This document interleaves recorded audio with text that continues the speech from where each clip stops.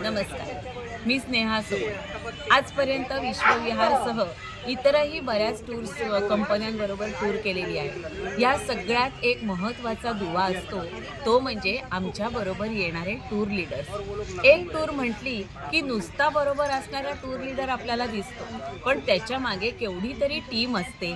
ते ते tour manage करणारे असतात, बुकिंग करणारे असतात, त्यांच्या ऑफिसमधले असतात। ते आपल्याला वारंवार योग्य अशी माहिती देत असतात। कुठेही त्यांचा असा उगाचच स्वतःचा फायदा करून घेण्याचा होरा कधी दिसत नाही। पण या सगळ्यात आणखी महत्त्वाचे म्हणजे टूर लीडर्स। कसं आहे ना, आम्ही एखाद्या ठिकाणी गेलो आणि कंटाळा आला, पाय दुखायला लागले, थकलो, दमलो, तर आम्ही म्हणू शकतो, आम्हाला ना इथे यायचं नाहीये, आम्ही बसून राहतो। पण ह्या टूर लीडर्सना बिचाऱ्यांना अजिबात आराम नाही। त्यांना कंपल्सरी सगळीकडे जाणंच आहे। खरं तर ती टूर त्यांनी अनेक वेळेला केलेली असते। त्यांना नसेल का कंटाळा येत?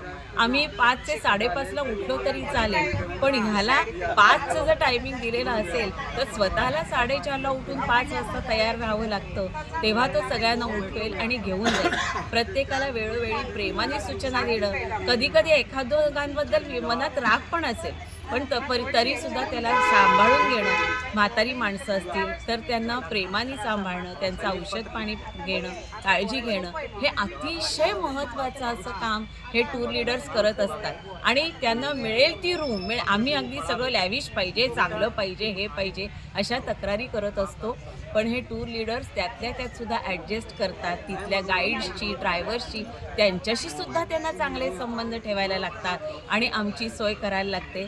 आमच्या आमच्यापेक्षा उशिरा झोपणार आणि आमच्यापेक्षा लवकर उठणार आणि सगळी मॅनेजमेंट करणार, असं हे अतिशय जिकरीचं असं काम ते करत असतात।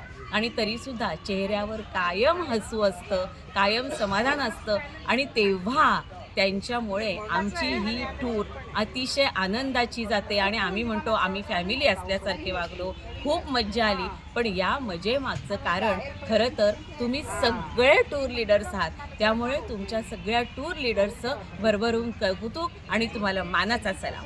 Thank you.